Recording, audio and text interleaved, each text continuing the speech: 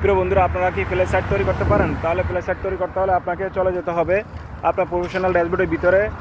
Tools অপশনে নিচে ডান পাশে টুলস অপশনে ক্লিক করবেন, করার পরে সেখানে গিয়ে দেখবেন কন্টেন্ট লেখা আছে।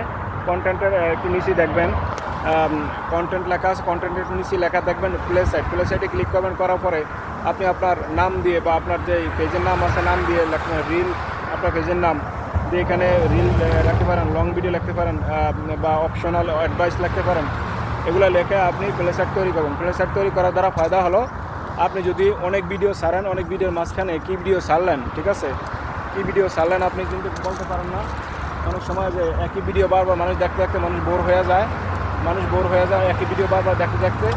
তখন আপনি আপনার যে ভিডিও আপনি ছাড়েন সেই ভিডিও দেখতে দেখতে কিছু রোমান্টিক ভিডিও দিবেন, কিছু মানে উপদেশমূলক দিবেন, এবং ফেসবুক সম্বন্ধে যেগুলো আছে এগুলো তো মানুষে দেখবেই।